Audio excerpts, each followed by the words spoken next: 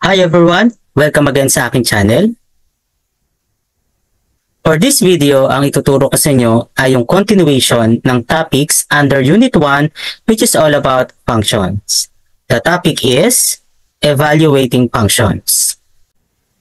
Evaluating a function is a process done by substituting a specific value of independent variable, which is usually letter x, into the function rule to get the value of the dependent variable, which is usually letter y. How are we going to do the evaluation of functions? There are two basic steps on how to evaluate a function. The first step is to replace every independent variable x in the function rule with the given value, and then simplify the resulting numerical expression. Example number 1. Evaluate the function f of x is equal to x squared plus 3x minus 2 when x is equal to 2. Ito ang ating function rule. Ito naman yung specific value ng independent variable. So what we're going to do is we're going to replace every x in the function rule. Kaya siya ay magiging f of 2 is equal to 2 squared plus 3 times 2 minus 2. Then, isi-simplify natin. F of 2 is equal to 2 squared is 4, 3 times 2 is 6, then minus 2. 4 plus 6 is 10, minus 2 is 8. F of 2 is equal to 8. Therefore, f of 2 is equal to 8. Ang ibig sabihin nito is, if the value of x is 2, the value of y is 8.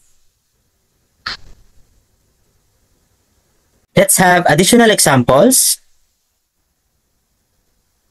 Example number 2. Evaluate the function f of x is equal to the square root of x plus 2 when x is equal to negative 1. Again, ito yung ating function rule. Ito naman yung ating specific value ng independent variable. We're going to replace lahat ng x ng negative 1.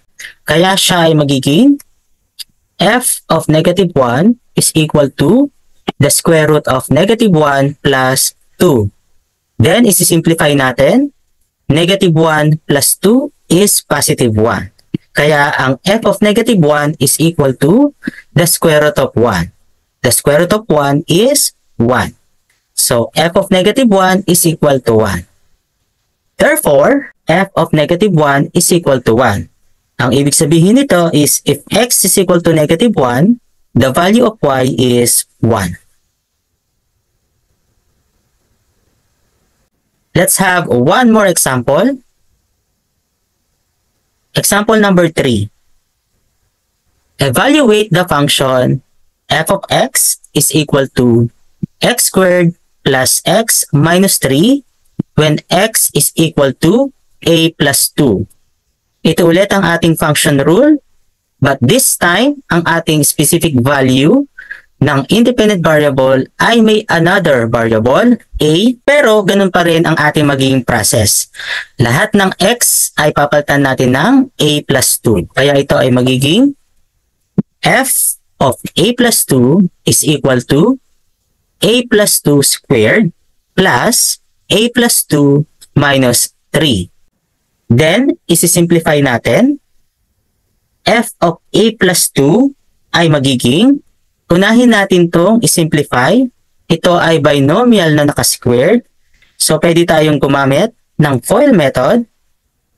Sa pamamagitan ng FOIL method, ang magiging answer natin dyan is a squared plus 4a plus 4. Ito naman is mawawala lang ang grouping symbol.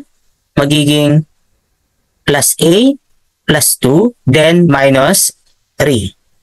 Then, isimplify natin. Gamitin natin yung simplification of algebraic expression.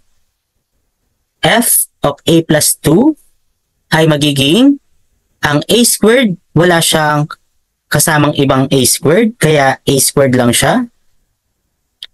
Then, yung 4a plus a is 5a. And then lahat ng constant, i-combine natin.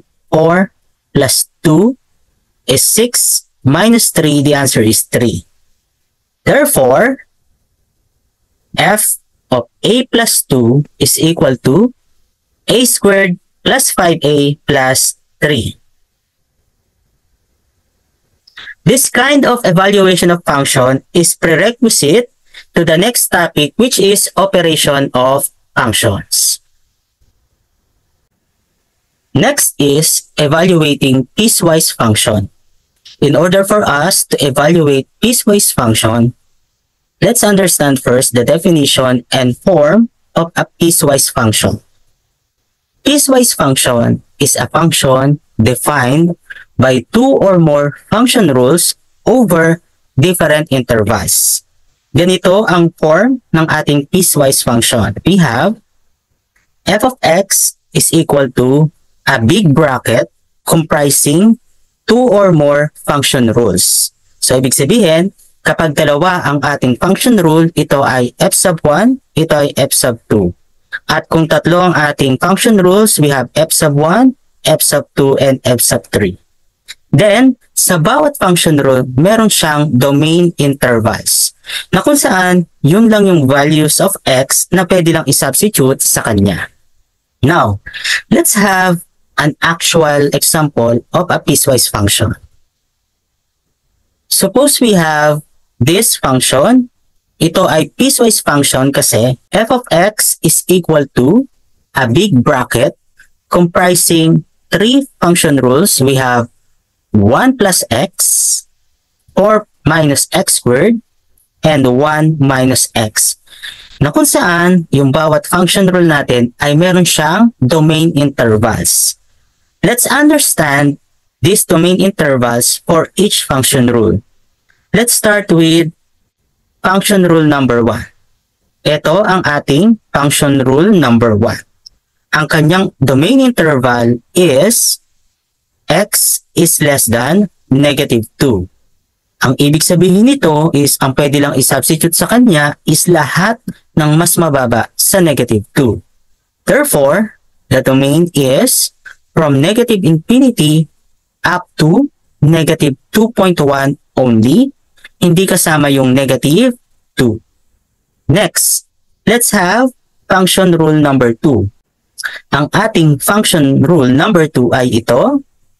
We have 4 minus x squared. Ang kanyang domain interval is x is greater than or equal to negative 2, but less than or equal to positive 2.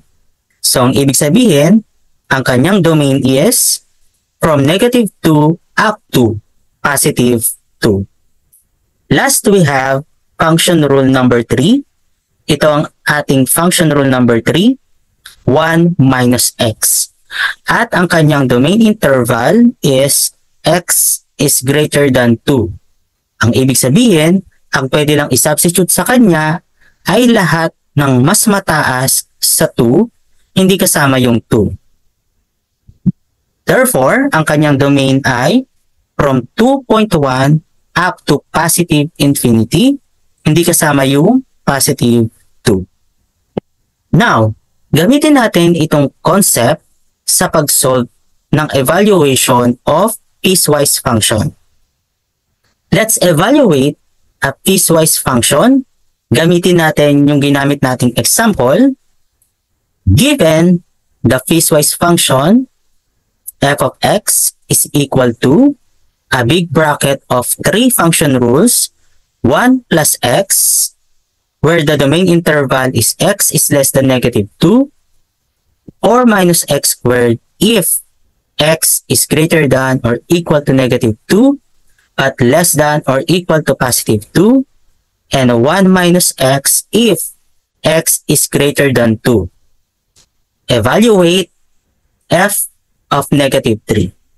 Ang ibig sabihin nito is what is the value of the function if x is equal to negative 3.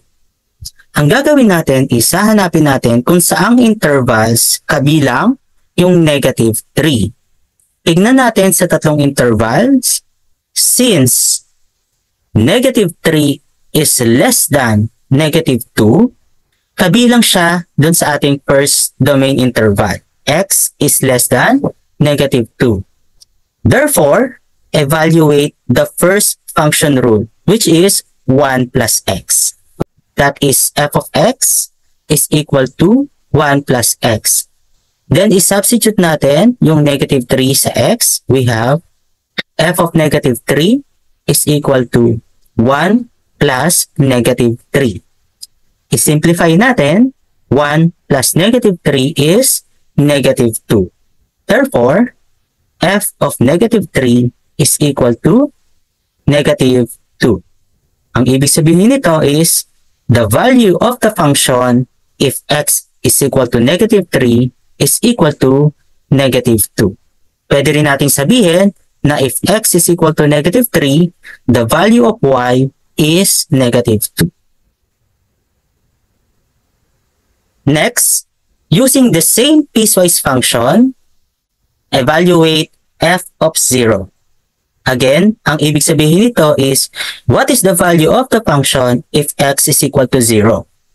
Tignan natin sa tatlong intervals, saan kabilang ang 0? Since 0 is between negative 2 and positive 2, siya ay kabilang sa second interval. Therefore, evaluate 4 minus x squared, which is our second function rule. That is, f of x is equal to 4 minus x squared.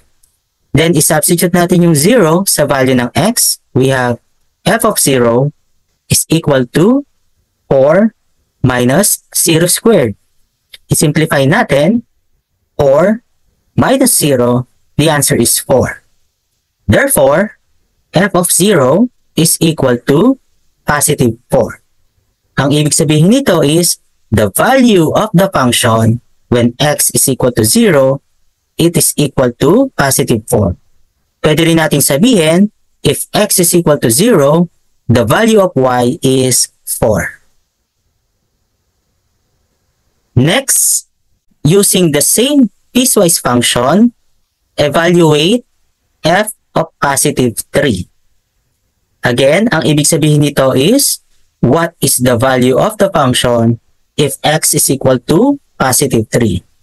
Tignan natin sa tatlong intervals, saan ba kabilang ang positive 3? Since positive 3 is greater than positive 2, that is third interval. X is greater than 2. Therefore, evaluate the third function rule, which is 1 minus x. That is, f of x is equal to 1 minus x. Substitute the value 3 to x. We have f of 3 is equal to 1 minus 3. I-simplify natin, 1 minus 3 is negative 2. Therefore, f of 3 is equal to negative 2. Again, ang ibig sabihin nito ay, the value of the function is negative 2 when x is equal to 3. Pwede rin nating sabihin, if x is equal to 3, the value of y is negative 2. Now let's have additional example on evaluating a piecewise function with a different given. Example number 2, suppose, given the piecewise function f of x is equal to a big bracket of two function rules comprising x squared plus 2x minus 1 with domain interval x is less than 2 and function rule number 2, 5x minus 3, if x is greater than or equal to 2 but less than or equal to 20, evaluate f of 0 plus f of 3.1. Ang ibig sabihin nito is dalawang beses tayo mag-evaluate, then saka natin i-add. Isa-isahin natin yung process. Let's start with f of 0. Again, if x is equal to 0, what is the value of the function? Tignan natin, sa dalawang interval, saan ba kabilang yung 0? Since 0 is less than 2, it belongs to the first interval. X is less than 2. Therefore, evaluate the first function rule, x squared plus 2x minus 1. That is, f of x is equal to x squared plus 2x minus 1. Then substitute 0 sa value ng x. We have f of 0 is equal to 0 squared plus 2 times 0 minus 1. Let's simplify this. F of 0 is equal to 0 plus 0 minus 1. The answer is negative 1. Therefore, f of 0 is equal to negative 1. Hindi pa ito ang final answer kasi meron pa tayong f of 3.1. Next is solve for f of 3.1. Again, ang ibig sabihin nito is the value of x is 3.1. Tignan natin sa ating dalawang interval, saan ba kabilang ang 3.1? Since 3.1 is greater than positive 2, it belongs to this interval, yung ating second interval. Therefore, evaluate the second function rule. That is, f of x is equal to 5x minus 3. Substitute natin yung 3.1 sa value ng x. We have f of 3.1 is equal to 5 times 3.1 minus 3. Then simplify natin. F of 3.1 is equal to 15.5 minus 3. The answer for that is 12.5. Therefore, f of 3.1 is equal to 12.5. Hindi pa rin ito ang final answer kasi ang hinahanap natin is f of 0 plus f of 3.1. We're going to solve this one. F of 0 plus f of 3.1. Take note na ang nakuha nating sagot sa f of 0 is negative 1. Sa f of 3.1 is 12.5. Kaya ito ay magiging negative 1 plus 12.5. Simplify natin. Ang sagot dyan is 11.5. Therefore, f of 0 plus f of 3.1 is equal to 11.5. And that is the final answer. So that is how we evaluate function and piecewise functions. Saan pa natin ginagamit ang evaluation of function? Let's proceed to the importance of evaluation of function. Evaluation of function is important for us to solve worded problems involving functions. Then, it is also important for us to represent functions into ordered pairs, table of values, and graph. And then lastly, it is important for us to operate between functions, which is the next topic after this. So that is the end of our topic about evaluating functions. It involved evaluation of functions and evaluation of piecewise functions. The next topic is the operations on functions.